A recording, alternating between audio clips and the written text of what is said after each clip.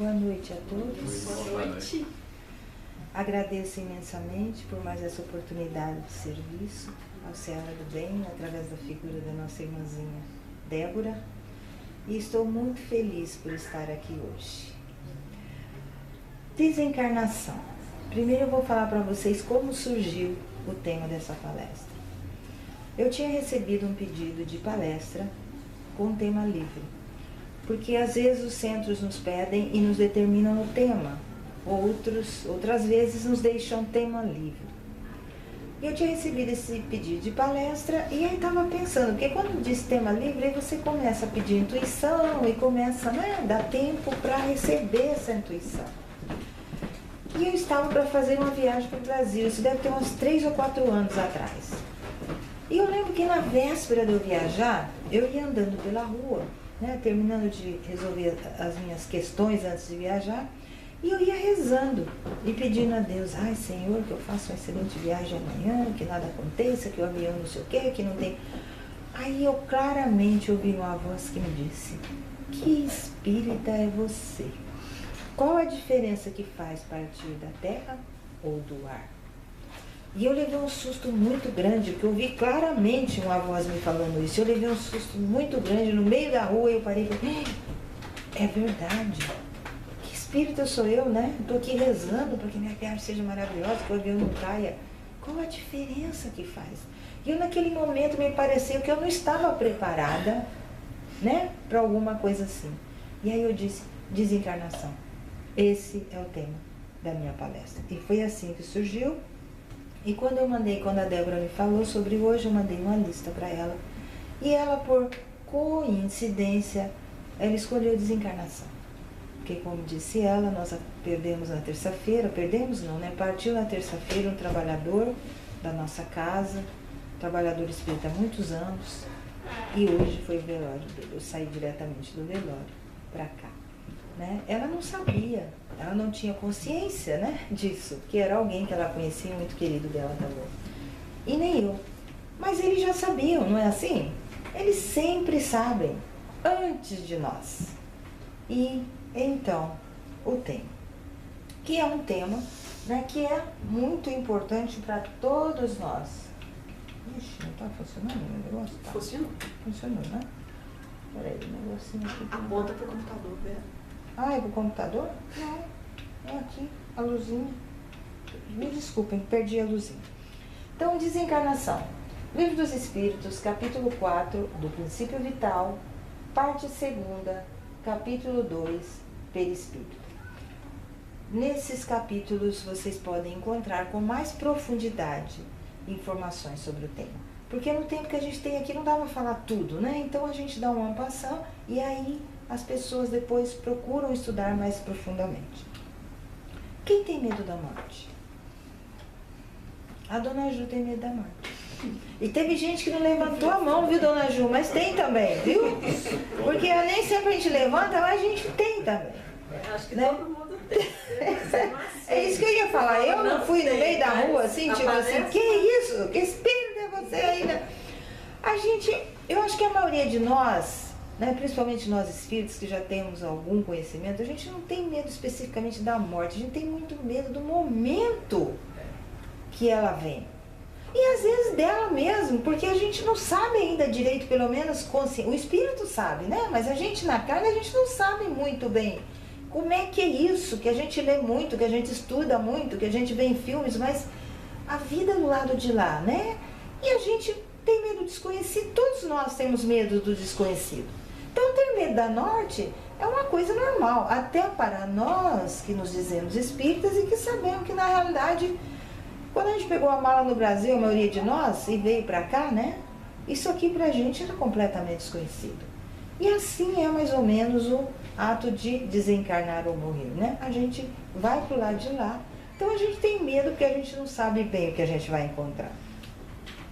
Vamos falar um pouquinho do fluido vital. Durante o processo gestacional, o espírito reencarnante irá se impregnando de determinada quantidade deste fluido.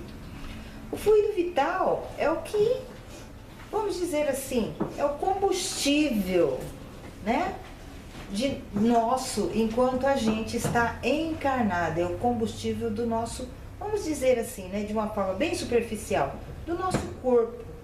É o que mantém o nosso corpo físico, né? É o que nos dá, nosso corpo orgânico, ele é mantido por esse fluido vital, que nós recebemos quando, no ato da geração deste corpo aqui, o fluido vital, pelas informações que a gente tem através dos estudos, ele já começa a penetrar o útero da mãe, né, no momento da concepção, e ali então nós já vamos sendo alimentados deste fluido vital.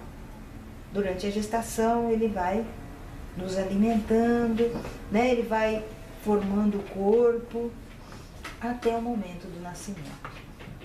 Então, quando nós nascemos, nós recebemos ali, de acordo com a nossa encarnação, com o tempo que nos foi determinado para essa encarnação, é a quantidade de fluido vital que nós recebemos. Ou seja, nós recebemos, por exemplo, nessa encarnação, a Vera vai viver 70 anos. Então, ela vai receber um fluido vital suficiente para animar este corpo durante os 70 anos de previsão dessa encarnação. Grosseiramente seria assim. É um fluido mais ou menos grosseiro encontrado nos seres orgânicos. Somente os seres humanos têm fluido vital? Não. Todo ser orgânico tem. As plantas têm, o animal tem. É o responsável pela animalização da matéria dos seres vivos. Então, todos os seres vivos, eles são dotados de fluido vital. É o fluido vital que mantém o corpo orgânico, que dá vida ao corpo orgânico, ao corpo físico.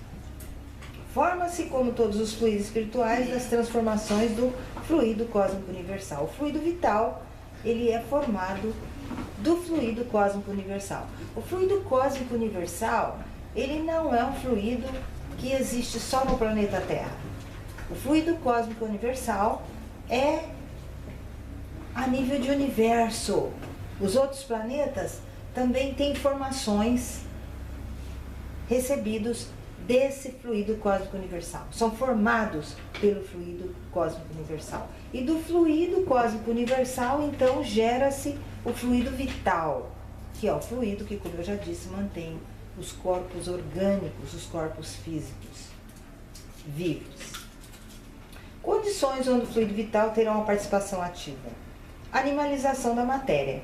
O fluido vital é a força motriz dos seres orgânicos, o elemento que dá impulsão aos órgãos, movimento e atividade à matéria orgânica. Então a gente pode dizer o seguinte: eu sou dotada de fluido vital que me mantém viva, mantém esse corpo vivo. Se esse fluido vital for cortado, entende-se então que eu deixarei de viver. Né? A mesma coisa, você tem um carro, você põe gasolina, ele vai andando, andando, andando. Acabou a gasolina, o que acontece? Pum, ele para, no meio da rua onde você estiver. Ele não tem como se manter funcionando porque acabou o fluido vital do motor. Né? Acabou a gasolina, que seria o fluido vital do motor. Então, é isso, ele mantém o corpo orgânico em funcionamento. Mediunidade e efeito físico, ectoplasma é formado por fluido vital.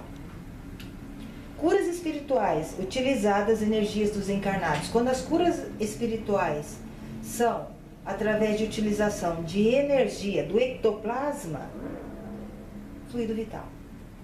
Que o ectoplasma é formado por fluido vital. A morte do corpo físico. Causa da morte, exaustão dos órgãos. O corpo físico, os órgãos se exaurem, né? Deixam de ser alimentados pelo fluido vital, se exaurem, o corpo morre. Então, causa da morte geralmente é a exaustão dos órgãos. Agora vamos ver conceito científico atual: ausência de atividade elétrica cerebral. Não é assim? A pessoa está no hospital, está em coma, aí dizem, houve morte cerebral. O que é a morte cerebral? Atividade, né, elétrica cerebral. Então eles consideram, o coração está batendo. Não, mas o cérebro morreu, cessou, então já está morto. podemos desligar a máquina, né? Então, dentro do nosso conhecimento atual, é isso que se considera. O cérebro parou, está morto. Não importa que os outros órgãos estejam funcionando, então a pessoa não viverá mais. Então, se pode desligar mais. Geram discussões, né? Em muitos casos, porque às vezes se desliga a máquina com os órgãos funcionando, leva um tempo para esses órgãos pararem de funcionar, inclusive. Mas cientificamente é esse o ponto que nós estamos. A gente espera, com certeza teremos avanço, né? Porque assim, a ciência ela avança no seu conhecimento. Pode ser que algum dia a gente receba a notícia, não é bem assim. Mas do ponto de vista científico atualmente é isso que vale. Mecanismo da morte. Então o mecanismo da morte é o seguinte: nós temos aqui, desse lado, deterioração do fluido vital, que leva à exaustão do corpo físico, que leva ao desligamento do espírito. Então, esse aqui seria uma morte como o nosso amigo Hélio, por exemplo. Ele ficou 4 meses no hospital, né? E quem convivia com ele, como nós convivemos, a miúde, a gente via que ele ia, parece que, sabe uma flor quando vai murchando lentamente, vai perdendo a vitalidade lentamente. Eu olhava para ele e eu tinha essa impressão, ele está murchando. Então o que aconteceu? O fluido vital começou a se desgastar. O corpo físico foi entrando em exaustão, até que houve o desligamento do espírito. Chegou a hora, né, de acabar essa encarnação. Então, o desligamento. Mas aí nós temos o caso aqui, destruição do corpo físico, desligamento do espírito. Lá, aquele caso lá, que é uma morte acidental, por exemplo. Então, o que acontece? Não teria essa deteriorização do fluido vital aqui. Destruição do corpo físico, desligamento imediatamente. Pum, sofreu um acidente, não tem condição de viver, mas pum, vai embora. Aí o que acontece? Quando é esse processo aqui, vai se desgastando. Então tem todo um processo, e a gente que estuda a doutrina, né, o livro Céu e Inferno, ele coloca isso de uma forma bem própria. Quando você fica enfermo, você vai trabalhando o seu desligamento, você começa a trabalhar a sua, entre aspas, morte, a sua desencarnação, né? Então quando você chega no final do processo, você está tranquilo, você vai entrar num processo de resgate ali, essa enfermidade ela vai te resgatando, você vai resgatando, né? Quando você chega lá no final, você está tranquilo, a tua missão está cumprida, é hora de eu ir embora. Quando a morte acontece aqui, nem sempre. Eu tenho um fluido vital, eu estou com o carro cheio de gasolina, e aí eu bato. Ocorre um acidente, o tanque está cheio de gasolina, e agora? Esse fluido vital não foi gasto. Então ele tem que se gastar de alguma maneira, porque ele foi determinado, aquela gasolina foi determinada para aquela viagem. No meio do caminho o carro parou, ficou ali, meio tanque. Então, o que acontece? A gente vai ver em seguida. Deteriorização do fluido vital. O corpo enfermo não estaria em condições de participar da renovação do fluido vital adulterado, ou seja, a pessoa está doente, como eu disse, vai desgastando lentamente, e aí ele vai... Nossa, que é sensível. Eu estou batendo nele toda hora. Então, tá bom assim? Então, o que acontece? Né? Ele vai se desgastando devagarzinho. É um processo natural, digamos. Nossa, vou deixar aqui mesmo, desculpa, Bela. É que eu fico batendo na mão toda hora. Então, aí vem a morte trágica, como eu falei. A morte alcançaria os órgãos impregnados na erraticidade do espírito, na erraticidade, já que o fluido vital é exclusivo dos encarnados. Então, olha só, eu desencarno num processo rápido. Eu estou impregnado, eu estou encharcado de fluido vital. Só que o fluido vital, ele só atua onde? No encarnado. Então eu tenho um problema agora, porque eu estou desencarnado com excesso de fluido vital, eu não tive tempo de gastar ele. Então isso vai me causar um problema. O que acontece? O sofrimento que acompanha o desencarnante é diretamente proporcional à culpabilidade da vítima naquele acidente. Morte trágica, como eu falei. O que acontece aqui? Eu cometi o suicídio, por exemplo. Eu antecipei o meu desencarne. Culpabilidade. Esse problema que eu vou ter lá do outro lado, por exemplo, se alguém aqui estudou o livro Suicida, como é que é? Memórias de um Suicida. Obrigada. Memórias de um Suicida. Ele vai aprender naquele livro, e outros livros dizem o mesmo. Por exemplo, a Vera foi programada para viver 70 anos. Quando chega aos 58, ela chega e fala assim, cansei de viver. Bum! A Vera vai ficar por exemplo, 58 a 70 são 12 anos. Eu vou ficar 12 anos sofrendo esse processo. Porque esse fluido vital, ele vai permanecer por 12 anos comigo, embora eu não precise mais dele. Então, o meu processo de culpabilidade aqui, ele vai fazer com que nesse tempo eu fique ali em sofrimento. Em sofrimento. Porque eu não respeitei o meu tempo de vida. Eu não respeitei o tempo de vida do fluido vital para aquela encarnação. Então, olha a responsabilidade, gente, em algo assim. Opa! Mas Espírito... Posso falar? Pode. Mas isso aí, no caso da culpa da pessoa que desencarnou. E quando é um acidente, assim, vou falar agora. Espírito não foi responsável, consciente ou inconscientemente, pelo seu desencarne. Queima rápida. Ele recebe um auxílio para que esse fluido vital seja queimado, desgastado o mais rápido possível, para que ele não passe por um processo longo de sofrimento. A gente nunca é abandonado. A gente está sempre cuidado, né? Se houve um acidente, eu não tive responsabilidade nele, por que eu vou passar por um processo de sofrimento? Não tem culpabilidade, não é responsabilidade minha. Agora, se eu tenho, aí sim. Respondeu a sua pergunta? Respondeu, obrigada. Não. O desligamento. Então, morrer é diferente de desligar. A gente espírita tem medo de falar assim, a morte não existe. Né? É desencarne. A morte existe sim, para o corpo físico. O corpo físico morre. Esse corpinho bonitinho aqui, ó, ele vai morrer mesmo. Ele vai virar pó, não é assim que fala? Ele vai deteriorar, os bichinhos vão comer. Então, a morte é física, o corpo físico morre. O que não morre é a alma, né? O desligamento é puramente espiritual. Por quê? Porque a gente sabe que nós temos corpo físico, ser material animado pelo princípio vital, corpo físico, né? Esse corpinho aqui.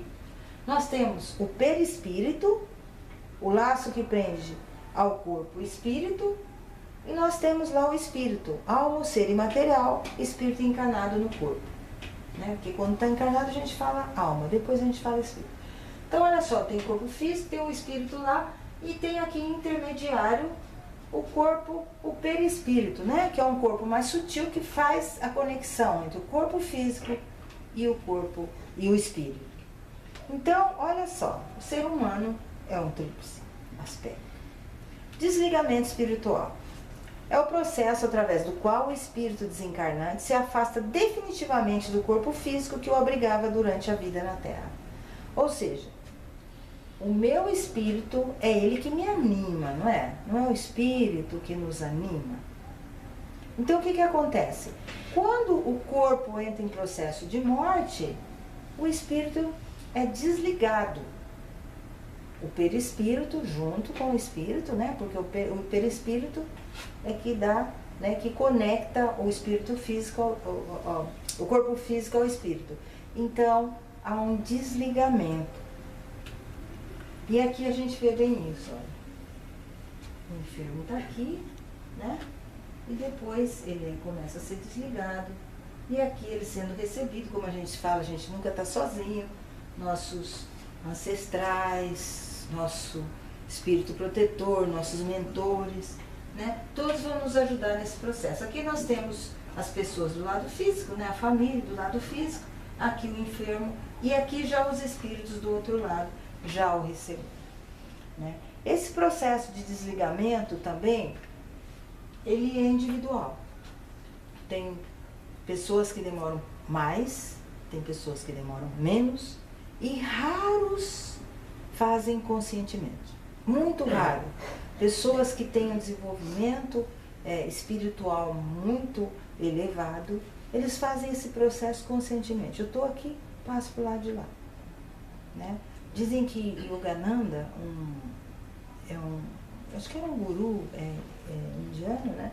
Diz que ele foi assim, diz que ele avisou, ó, foi indo embora. Fechou o olho e foi embora. Então, para ele foi, né? Mas para nós, os comuns, o processo não é assim. A gente é auxiliado e dependendo do que a gente vai ver agora, o corpo espiritual e o corpo físico estão aderidos a um outro do ponto de vista magnético, átomo, molécula a molécula, ou seja, o perispírito, né? Ele está conectado, ele é o molde desse corpo, então ele está conectado átomo por átomo, molécula por molécula, um ao outro. Allan Kardec. Segundo André Luiz, o desligamento, via de regra, inicia-se em sentido ascendente até atingir a região cefálica, ou seja, começa pelos órgãos, né? Pelas extremidades. Começa pelos pés, pelos braços. E o último ponto a se desligar, que se diz, é o chakra coronário, né? Você começa pelos outros pontos e aqui é onde está a conexão do cordão, né? É que é feito por último. Quando não existir mais nenhum ponto de contato entre perispírito e corpo físico, o desencarnante está completamente liberto da matéria. Ou seja, desconectou, porque vai desconectando ponto a ponto. Acabou, desconectou tudo. A partir de agora, o corpo físico está completamente separado do corpo perispiritual. Com a morte, o corpo vital, fluido vital, sofrerá um processo de desintegração que ocorre com o corpo físico. Aquilo que eu falei, né? Tem pouquinho, está acabando, se tem muito, desgasta de acordo com, né, o caso, mas ele também entra, quer dizer, nessa encarnação, ele cumpriu a função dele. Na erraticidade eu não preciso do fluido vital, lá eu não tenho corpo físico. E quando eu for uma outra reencarnação, a gente viu lá no início, quando eu estiver me preparando para encarnar, eu vou começar a receber fluido vital de novo, vou ser impregnado de fluido vital de acordo com a necessidade para aquela encarnação específica. O estado de perturbação. A alma experimenta um torpor que paralisa momentaneamente suas faculdades. Quase nunca testemunhamos conscientemente o derradeiro momento. Como eu falei, a maioria de nós comuns, a gente não tem consciência desse momento. Tanto que nós que participamos de mesa mediúnica, nós recebemos muitas vezes irmãozinhos que não sabem que estão desencarnados ainda. Eles já estão desencarnados, mas eles não têm a consciência. E aí eles começam, mas eu converso com a minha família, ninguém me dá atenção, eu estou falando com meus empregados, eles não me escutam. Ele está desencarnado e ele não sabe. Né? Então por isso que a gente está aqui hoje, numa tarde de domingo maravilhosa, um dia lindo lá fora, a gente está aqui estudando, a gente está aqui absorvendo conhecimento, porque a gente quer que o dia que a gente passar por isso, e nós vamos passar. Porque é a única certeza que a gente tem, não é? Um dia nós não vamos, não sabemos como nem quando, mas nós vamos. Porque a gente tem um pouco mais de consciência para ser um processo menos sofrido para a gente. Em algumas pessoas ela é de curtíssima duração, poderia ser comparada como um leve despertar. Em outras, o estado de perturbação pode durar muitos anos, até séculos, e pode configurar um quadro de sofrimento severo. E isso existe, gente. O conhecimento que nos tiver sido possível adquirir das condições da vida futura exerce grande influência em nossos últimos momentos, dá-nos mais segurança, abrevia a separação da alma. Eu acabei de falar de nós participantes de mesa mediúnicas. Eu já tive a oportunidade de conversar com irmãozinhos que estão há séculos desencarnados e não têm consciência. De dizer assim, Tomaram tudo que era meu. Essas terras eram minhas. O gado era meu. Levaram tudo embora. Ele está sentado na minha cadeira de balanço na varanda que eu sento todo dia. Já imaginaram o sofrimento desse irmãozinho? Por anos e anos e anos, nessa condição, acreditando que ele foi roubado de algo que já não pertence mais a ele, porque ele está desencarnado? Diga. Geralmente as cremações aqui nos Estados Unidos são feitas com alguns dias após o passamento, com o desligamento ou a exaustão do fluido vital. Já no caso do Brasil, muitos corpos são cremados exatamente no outro dia, quando para alguns talvez ainda não tenha havido todo aquele desligamento. O espírito sofre? Isso, só um minutinho, deixa eu passar mais um pouquinho adiante, aí eu respondo a sua pergunta. Então, quanto mais conhecimento a gente tem, por exemplo, o nosso amigo, eu vou me referir ao Hélio de novo, porque é uma coisa que está tão presente no momento. Já foi recebida uma mensagem, não dele, mas de quem estava cuidando dele, dizendo que ele já tinha, isso foi ele desencarnou na terça-feira, eu acho que foi na quarta-feira que recebeu essa mensagem, dizendo que ele já tinha consciência de que ele estava desencarnado, ou seja, no dia seguinte, que ainda não tinha sido feito totalmente o desligamento, mas que ele já não sentia dor. Olha só que bênção. No dia seguinte ele já tinha consciência de que ele não estava mais no corpo. Né? O desligamento não tinha se completado ainda, estava em processo. E pedia que fizessem orações para ajudá-lo. Então olha só, não é uma bênção isso? No dia seguinte você já tem consciência? Agora, é um irmão que foi espírita há muito tempo, estudou muito tempo, foi trabalhador espírita há muitos anos, não é? Se preparou para esse momento, como nós estamos nos preparando agora. Eu sempre digo assim, eu só peço a Jesus assim, ai Senhor, que no momento eu me lembro do Senhor, né? Na hora eu me lembro de pedir ajuda, né? E que eu lembro de olhar pro cordão, porque se ele não estiver lá, eu já sei que estou do outro lado. Não é? Então a gente pede, mas só Deus sabe como vai ser, né? Atitude da família. Agora a gente vai entrar naquilo que você falou. Leon Denis nos diz: no estado de perturbação, a alma tem consciência dos pensamentos que se lhe dirigem. Os pensamentos de amor e caridade, as vibrações dos corações afetuosos brilham para ela como raios na névoa que a envolve. Ajudam-na a soltar-se dos últimos laços que a acorrentam à terra, a sair da sombra em que está imersa. Olha só, o Leon Denis nos dizendo, né, do processo que a alma passa. E que a melhor forma, né, é o amor, a oração, né, como agora nós estávamos lá no velório do Hélio, pessoas falaram, tocaram música, cantaram, ele era uma pessoa muito alegre, gostava de rir, gostava de música.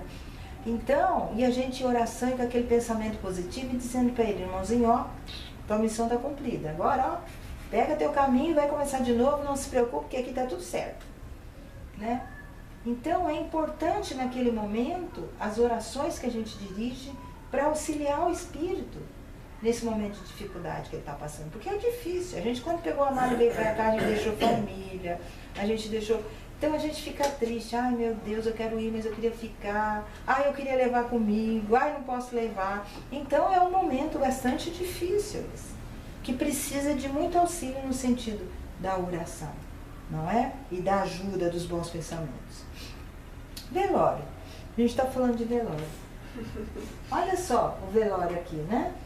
Os espíritos estão alegres lá, o espírito está alegre do outro lado, porque quem está aqui está em oração, pode estar chorando um pouquinho, está um pouquinho triste, mas está com um comportamento adequado ao momento, não é? Em relação de respeito por aquele ser que acaba de partir, né? Que acaba de nos deixar.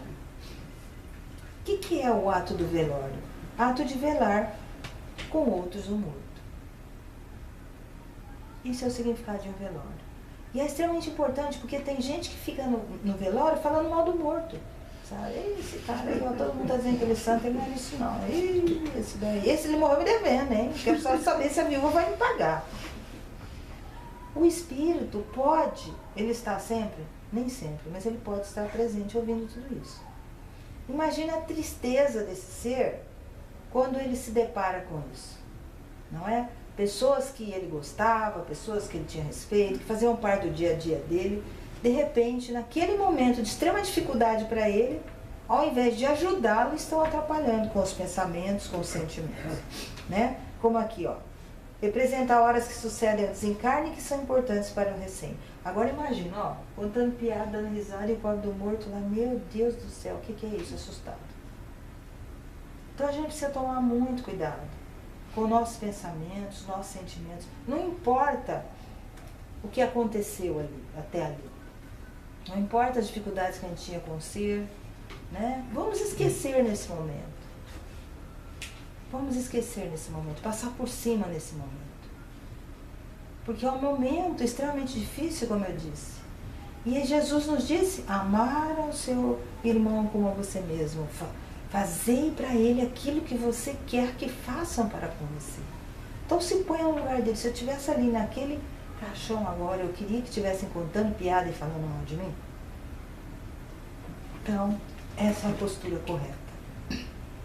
As preces pelos espíritos que acabam de deixar a Terra têm por fim ajudá-los a se libertarem das ligações terrenas, abreviando a perturbação que segue sempre a separação do corpo e tornando mais calmo o seu despertar do outro lado. Evangelho, né? Capítulo 18, item 59. Já falamos um pouco disso. A condição moral. A causa principal da maior ou menor facilidade de desprendimento é o estado moral da alma. Como eu falei, um espírito que fica preso ao que ele tinha, né, na matéria, ele não está tão avançado moralmente, porque se ele estivesse, ele saberia que no momento que ele faz a passagem, nada mais lhe pertence, nem mesmo o corpo. Ele só leva o quê? As ações dele, ele só leva a consciência dele, né? O que ele tinha, fica tudo aqui. Se ele não tem essa consciência, é porque ele está muito conectado à matéria, ele é extremamente materialista. Então, entra no processo de sofrimento. A afinidade entre o corpo e o perispírito é proporcional ao apego à matéria. Citando novamente mesa mediúnica, nós temos casos de irmãos que vêm em extremo sofrimento porque ele está grudado no corpo e os bichinhos começam a comer, ele começa a sentir a dor. Ele sente, olha só, ele está desencarnado, mas ele não consegue se desligar do corpo em função de ser materialista. E o que acontece? O corpo vai se destruindo, ele não tem mais fluido vital ali. Só que a consciência está conectada e entra num processo de sofrimento muito para efetuar-se a cremação. Pois morrer não é libertar-se. A cessação dos movimentos do corpo nem sempre é o fim do transe. Então, o que o Emmanuel nos aconselha sobre esse assunto é esperarmos 72 horas, que seria o tempo razoável e ideal para o completo desligamento. Se a gente cremar o cadáver antes de 72 horas, a gente corre o risco, sim, do espírito estar lá? Corre, sim. Mas isso daqui, generalizando. Porque se a gente cremar um cadáver, como eu disse, que está preso ao corpo, se a gente esperar uma semana, 2 semanas, ele vai estar lá no mesmo jeito. No geral, 72 horas. Então a gente não corre o risco de cremar um cadáver com o espírito ainda conectado ali. O espírito vai sofrer se isso acontecer? Vai. Vai ser a mesma coisa que ele ser queimado, que ele morrer no incêndio. Ele vai sentir, né, a dor, mas é um processo que passa também, não é permanente. Então, o que Emmanuel nos aconselha é isso, 72 horas. Visita ao cemitério. A visita ao túmulo proporciona mais satisfação ao espírito do que uma prece feita em sua intenção? A visita ao túmulo é uma maneira de se manifestar que se pensa no espírito ausente. É a exteriorização desse fato. Eu já vos disse que é a prece que santifica o ato de lembrar. Pouco importa o lugar, se a lembrança é ditada pelo coração. Livro dos Espíritos, questão 323. Eu acho que isso é de cada um. O Espiritismo diz, você pode fazer sua oração em qualquer lugar.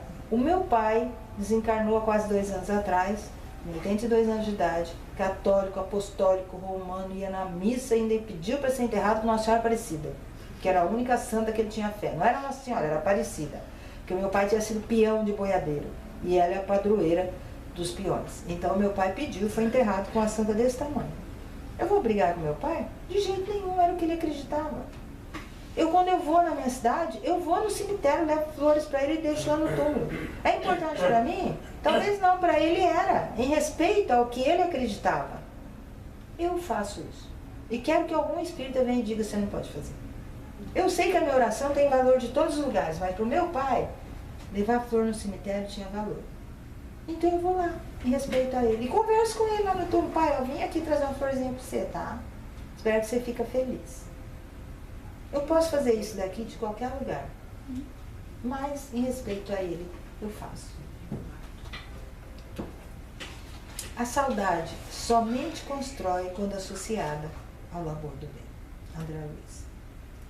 E aí, a gente lembra do Chico Xavier, que quando as mães iam lá, né, as famosas mães das cartas, todas as mães que iam lá desesperadas pela perda do seu filho.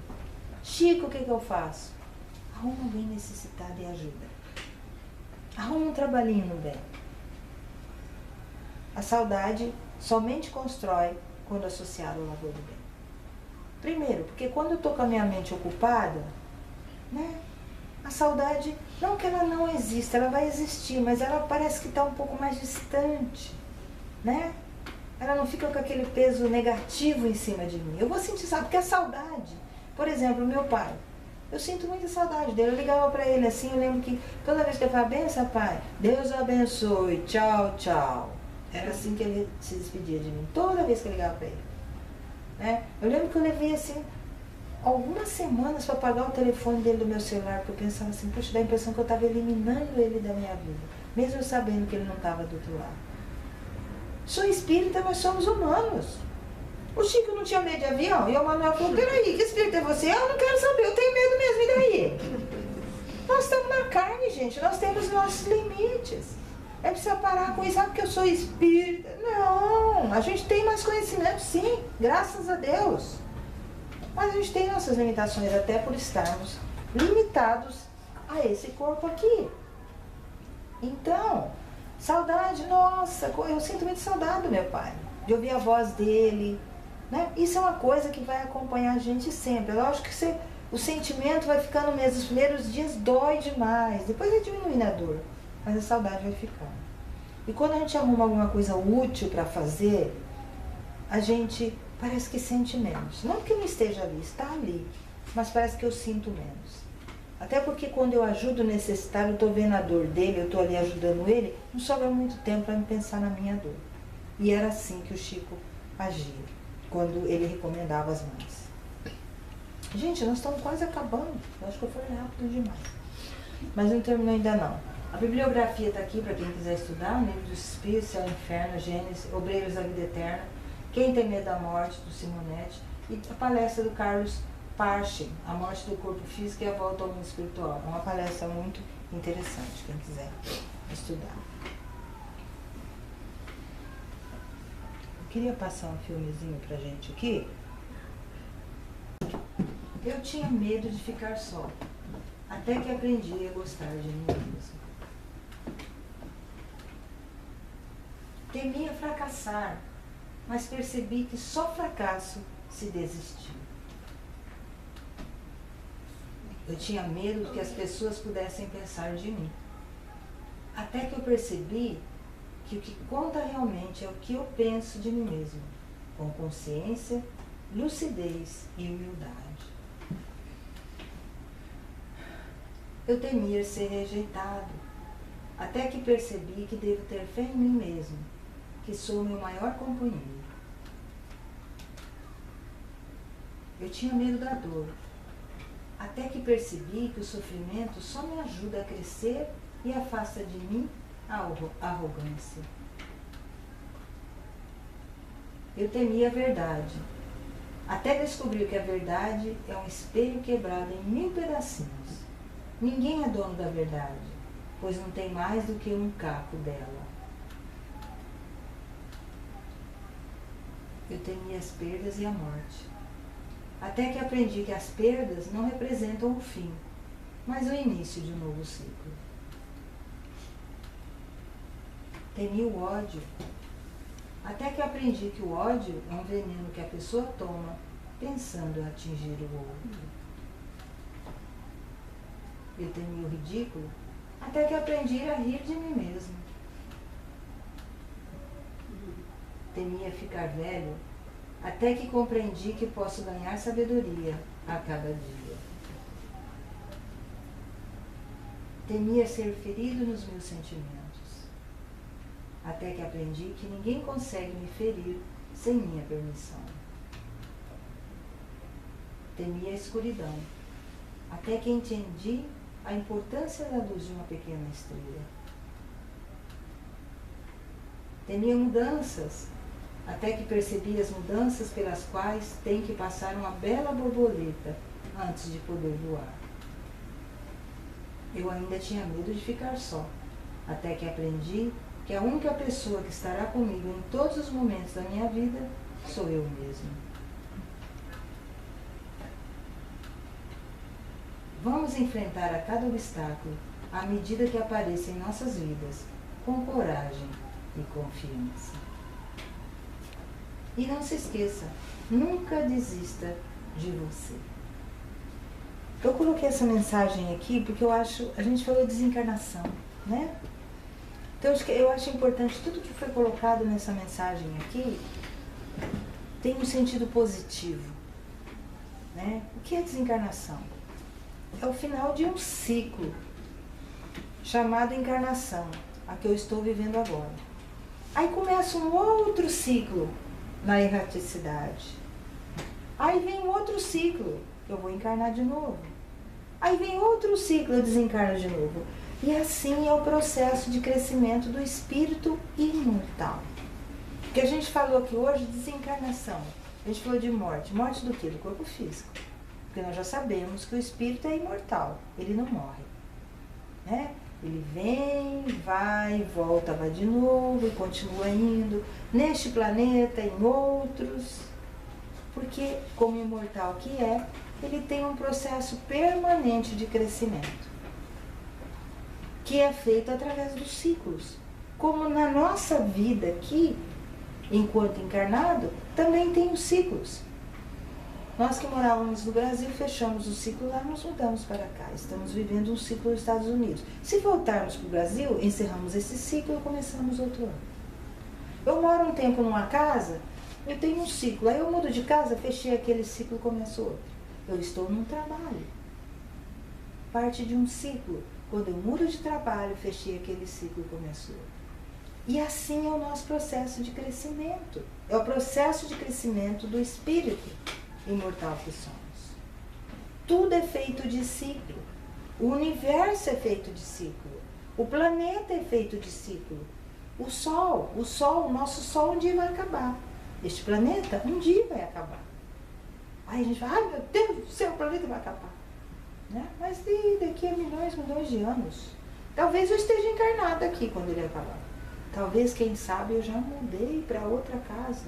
Eu já fui para outra morada. Né? Então, o medo, eu comecei lá no início perguntando, quem tem medo da morte, né? O medo, ele pode ser uma doença. Aliás, eu acho que o medo é uma das maiores doenças da humanidade. Porque é através do medo que a gente comete muitos erros. Então, a morte do corpo físico, como a gente disse, é só o final de um ciclo para a transição do espírito para o outro lado, para ele continuar crescendo. Até porque já imaginou se a gente fosse viver sempre aqui 100 anos, 150, 200 anos, ia ficar meio chato, já a pessoa já fica tão velhinho que não ia ter mais graça, não é? Então é uma bênção para a gente, esse conhecimento que a gente tem.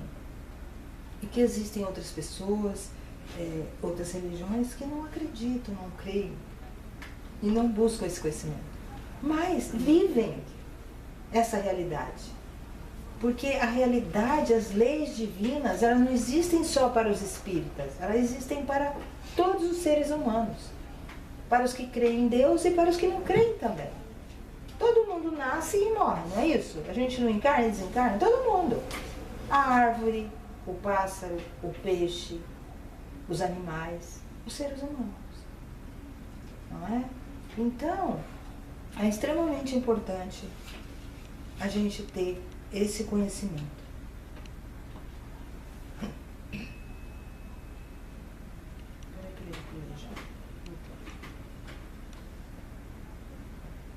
Isso não quer aparecer.